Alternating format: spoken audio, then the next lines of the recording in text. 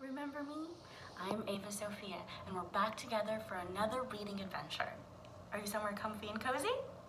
Great, let's get started. Chrysanthemum, written and illustrated by Henkes. The day she was born was the happiest day in her parents' lives. She's perfect, said her mother. Absolutely, said her father. And she was.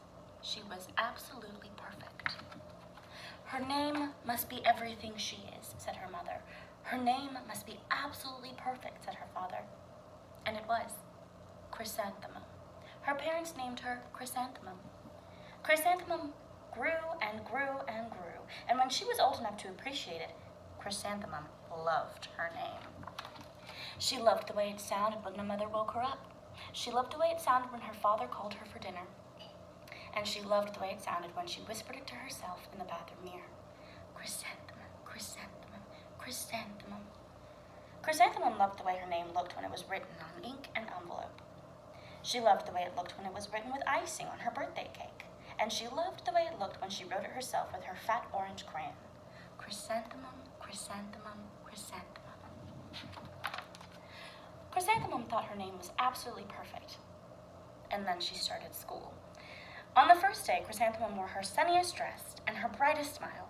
She ran all the way. Hooray, said Chrysanthemum. School! But when Miss Chud took roll call, everyone giggled upon hearing Chrysanthemum's name. It's so long, said Joe. It scarcely fits on your name tag, said Rita, pointing. I'm named after my grandmother, said Victoria. You're named after a flower. Chrysanthemum wilted. She did not think her name was absolutely perfect. She thought it was absolutely dreadful.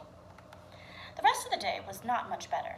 During that time, Victoria raised her hand and informed Miss Chud that Chrysanthemum's name was spelled with 13 letters. That's exactly half as many letters as there are in the alphabet, Victoria explained. Thank you for sharing that with us, Victoria, said Mrs. Chud. Now put your head down. If I had a name like yours, I'd change it, Victoria said, as the students lined up to go home.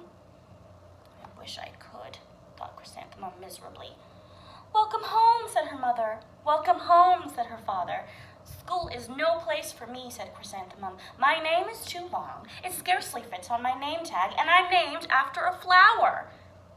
Oh, pish, said her mother. Your name is beautiful, and precious, and priceless, and fascinating, and winsome, said her father. It's everything you are, said her mother. Absolutely perfect, said her father. Chrysanthemum felt much better after her favorite dinner, macaroni and cheese with ketchup, and an evening filled with hugs and kisses and parcheesi. That night, Chrysanthemum dreamed that her name was Jane. It was an extremely pleasant dream. The next morning, Chrysanthemum wore her best comfortable jumper. She walked to school as slowly as she could. She dragged her feet in the dirt. Chrysanthemum, chrysanthemum, chrysanthemum, she wrote. She even looks like a flower, said Victoria as Chrysanthemum entered the playground. Let's pick her, said Rita, pointing. Let's smell her, said Joe. Chrysanthemum wilted. She did not think her name was absolutely perfect. She thought it was absolutely dreadful. The rest of the day was not much better. During nap time, Victoria raised her hand and said, A chrysanthemum is a flower. It lives in a garden with worms and other dirty things. Thank you for sharing that with us, Victoria, said Mrs. Chud. Now put your head down. I just cannot believe your name, Victoria said as the students lined up to go home. Neither can I, thought Chrysanthemum miserably. Welcome home, said her mother. Welcome home, said her father.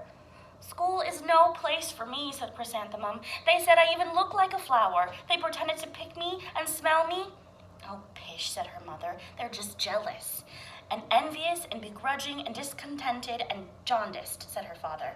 Who wouldn't be jealous of a name like yours, said her mother. After all, it's absolutely perfect, said her father. Chrysanthemum felt a trifle better after her favorite dessert, chocolate cake with buttercream frosting, and another evening filled with hugs and kisses and parcheesi. That night, Chrysanthemum dreamed that she really was a chrysanthemum. She sprouted leaves and petals. Victoria picked her and plucked the leaves and petals one by one until there was nothing left but a scrawny stem. It was the worst nightmare of Chrysanthemum's life. Chrysanthemum wore her outfit with 7 pockets the next morning. She loaded the pockets with her most prized possessions and her good luck charms. Chrysanthemum took the longest route possible to school. She stopped and stared at each and every flower. Chrysanthemum, chrysanthemum, chrysanthemum, the flowers seemed to say. That morning, the students were introduced to Mrs. Twinkle, their music teacher. Her voice was like something out of a dream, as was everything else about her. The students were speechless. They thought Mrs. Twinkle was an indescribable wonder. They went out of their way to make a nice impression. Mrs. Twinkle led the students in scales. Then she assigned roles for the class musicale. Victoria was chosen as the dainty fairy queen. Rita was chosen as the spiffy butterfly princess. Jo was chosen as the all-important pixie messenger, and Chrysanthemum was chosen as a daisy. Chrysanthemum's a daisy, chrysanthemum's a daisy, Jo, Rita, and Victoria chanted, thinking it was wildly funny. Chrysanthemum wilted. She did not think her name was absolutely perfect. She thought it was absolutely dreadful. "What's so humorous?" asked Mrs. Twinkle.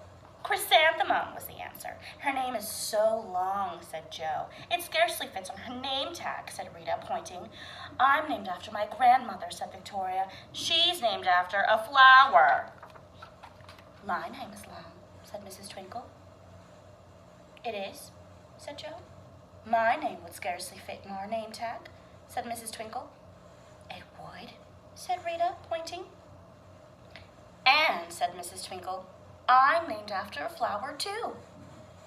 "You are?" said Victoria. "Yes," said Mrs. Twinkle. "My name is Delphinium, Delphinium Twinkle. And if my baby is a girl, I'm considering Chrysanthemum as a name. I think it's absolutely perfect." Chrysanthemum could scarcely believe her ears. She blushed, she beamed, she bloomed. Chrysanthemum, chrysanthemum, chrysanthemum. Jo, Rita, and Victoria looked at Chrysanthemum longingly. "Call me Marigold," said Jo. "I'm Carnation," said Rita, pointing. "My name is Lily of the Valley," said Victoria.